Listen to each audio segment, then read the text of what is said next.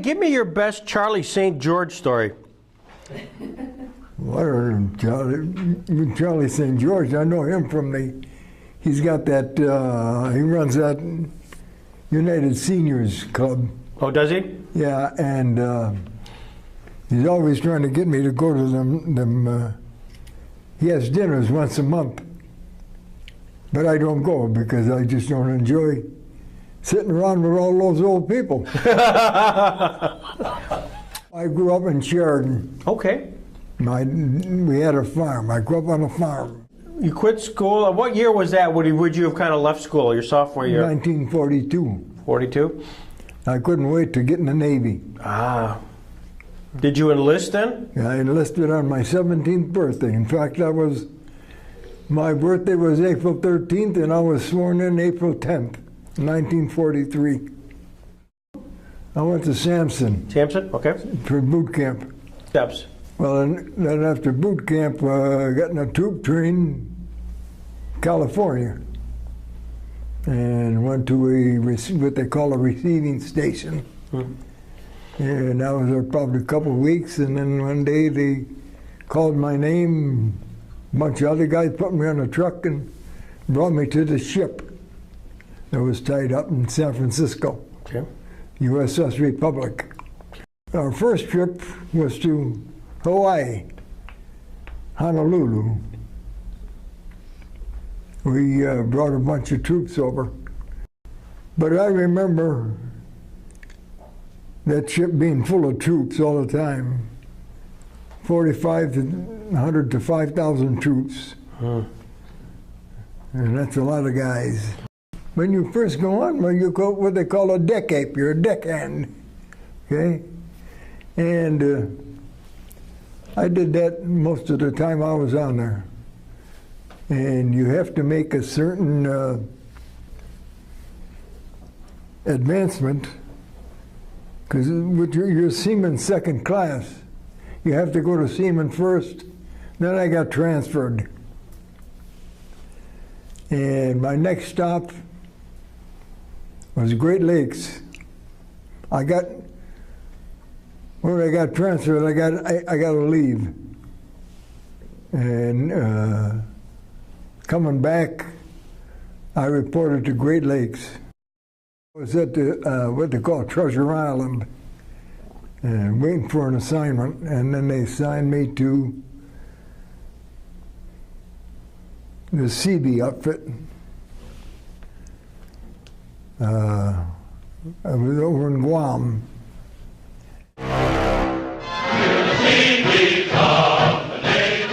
The Seabees' motto is "We build, we fight," and so they did when they first arrived on Guam amid the destruction of World War II, where they worked through the rubble and debris that littered the island after the 1944 liberation from enemy forces.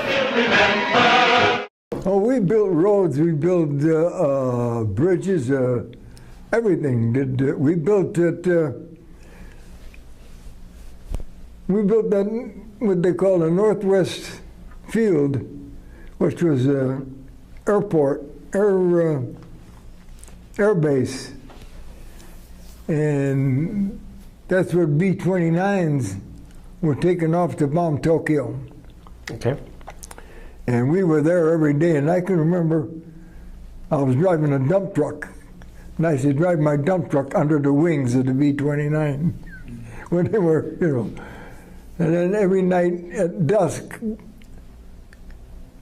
not every night, but when they went on a mission, at dusk they would take off, and if I happened to be on the second shift, we'd pull off to the side and watch them guys take off, then plane after plane after plane taking off.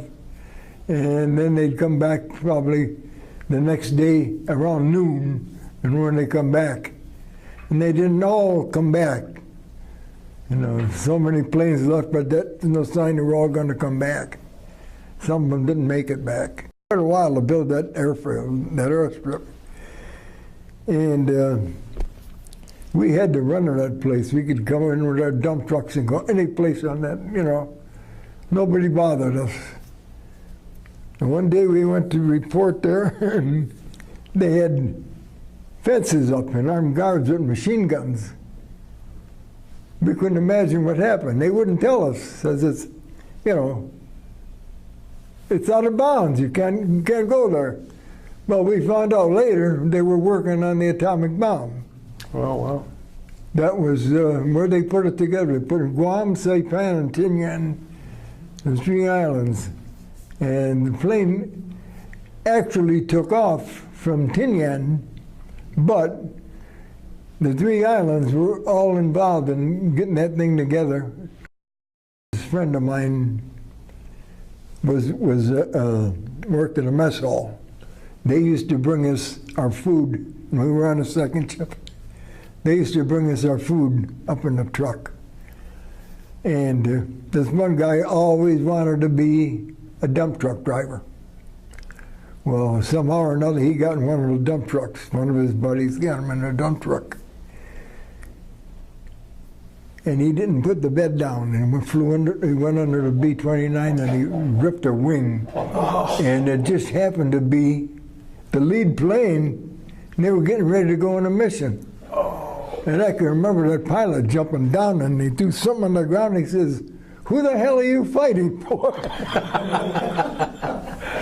and it didn't concern me. I mean, it concerned me because, you know, but this kid never got to be a dump truck driver. We were allotted 2 cans of beer every day. Ah. And I used to take mine and I used to sell it. I didn't care for it. We used to have crop games and stuff like that, and card games, poker. But you see, being in a construction unit, we built one of the best movie theater complexes on the island. And the natives used to come to our movies all the time. And every night at just about dusk, you could see them coming with their chairs, and the families together from all over the island. They're coming to our movie theater. And we used to have we'd run movies, and we also had a lot of USO entertainment there.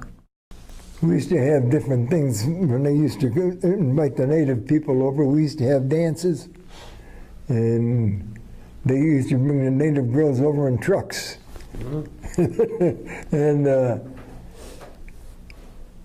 we had, and like I said, the movies, they were there every night. They were welcome naturally.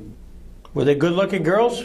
Oh yeah. Well, the longer we were there, the better looking they got.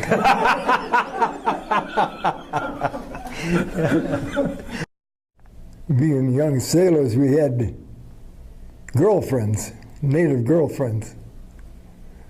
And this buddy of mine and I had a couple, and they used to come to the movie every night, and we'd walk them home. And at one night, they brought their aunt with them. And then we were walking them home, and we had to cross this highway that we built. We called it Marine Drive. And it was a 4-lane highway. And in the middle, it was a coral strip. And we got to the coral strip crossing, and we stopped. But she kept going, this old lady, and there was a motorcycle coming up, and it hit her. And I can remember so vividly her flying in the air, and she was killed. And they decided to court-martial this motorcycle driver because he had been drinking. He was another Seabee, but from a different outfit. I transferred to this other outfit, and the day that I was getting ready to go to the what they call a staging area to get a ship to go home. And I saw this Jeep pull up in our outfit from the Island Command Provost Marshal's office. And I said to myself, this guy's looking for me. It was. I had to testify in this guy's trial that they were court-martialed. So I couldn't go to the staging area to go home. I had to wait another 3 months. Till they had this trial, I had to wait for his trial. But then after that, I went to the staging area and went home. Pier 92, New York, and that's where we docked, and that's where I got discharged. This one night, we heard gunshots. It was quiet, you know. The war wasn't bothering us anymore. We were too far away from it. And come to find out, some guys got drunk, and they were listening on the radio when Japan said that if we let them keep their emperor, they would surrender. And they figured the war was over, and they start shooting their guns. Well, it didn't take long after that. When things start, you know, when the war ended, our outfit we had just about done all we could do on that island. We were getting ready to go to Tencin, China. We were going to go on the invasion of Japan when the war ended. So we didn't have to go, luckily. I was lucky as far as not being in combat. Not that I tried, it's just that, like I said, the fortunes of war, where they send you. Just one time when our ship was coming back, we were coming back from a trip to Australia and called the general quarters, and at the middle of the day, then they had... Sound general quarters. Aye, Captain. Bosun. Boatswain mate, aye, sir. Sound general quarters. Aye, sir.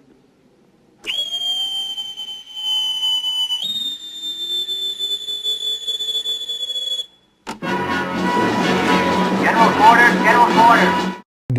Detected a Japanese submarine, and there was a lot of excitement. Some of the guys were really scared. I wasn't scared. I don't know why I wasn't. I just wasn't. The destroyers finally got sunk it. They were destroyed it. You ever hear of what they call the ash cans, the depth charges? Right. Yeah. That's how they got it. That's the closest I ever came to being in combat. You have a tattoo on your arm. Is that service related? Yes, it is. What is that? Talk about it. That's a native girl. That's a Navy girl. You see, that's her hat, and she got a kerchief on, and I got that before I left Great Lakes in Chicago. There was a bunch of us guys used to hang around together, and this one guy had a lot of tattoos. And I used to make fun of him, because I said, I'll never get a tattoo. You'll never see me get a tattoo. He said, before we get separated, you're going to get tattooed. No. So we went, and it just so happened, the night we were getting ready to go, we went on Liberty to Chicago, because we were close, Great Lakes. And we got to drinking, picked up a couple of girls, and I got drunk. And he took me to this tattoo parlor. And he says, pick up what you want. And I picked out this girl, because it looked good. But by the time he finished tattooing, I was sober. Boy, that hurt like hell. That hurt. And it's there. I try to tell these people, you're going to get a tattoo, it's for life. It's not going to go away. A name? Yeah, that's the name of girl I was going with at the time from home. All right. Well, I didn't marry her.